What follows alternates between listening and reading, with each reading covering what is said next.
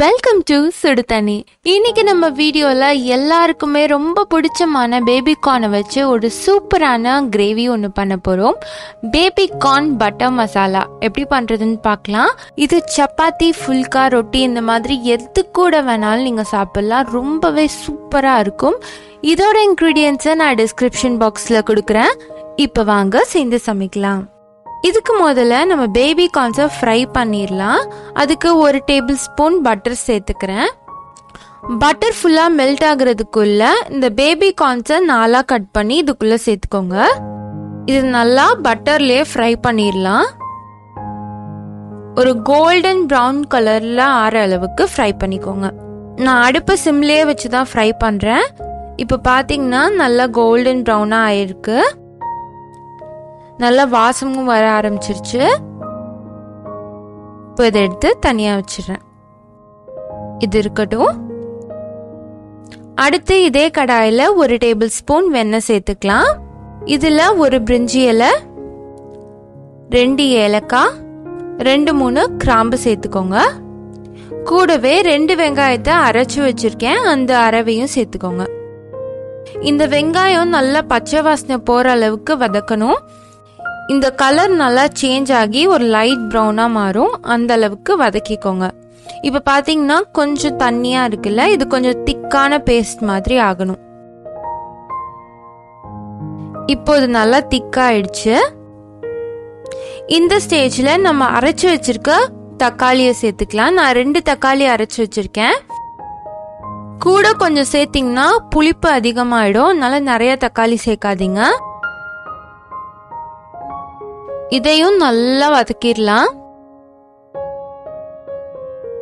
இப்போ இதுல 1 டீஸ்பூன் மிளகாய் தூள், 1 டீஸ்பூன் கரம் மசாலா, 1/2 டீஸ்பூன் மல்லித்தூள், 1/2 டீஸ்பூன் சீரகத்தூள், 1/2 டீஸ்பூன் உப்பு, இது எல்லாத்தையும் சேர்த்துட்டு நல்லா மிக்ஸ் பண்ணிடலாம். இப்போ இந்த மசாலா கொஞ்ச நேரம் நல்லா குக் ஆகணும். ஒரு 5 நிமிஷம் இது நல்லா வதக்கிக்கோங்க.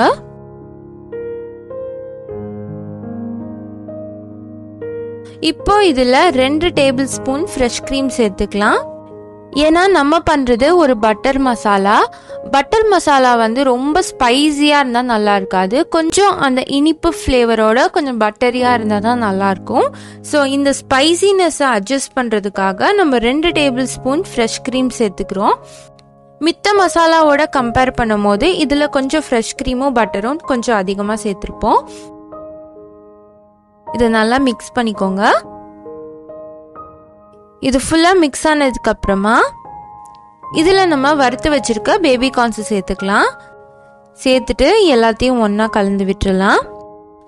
கடைசியா இதுல நான் 1 டீஸ்பூன் சுகர் சேர்த்துக்கிறேன்.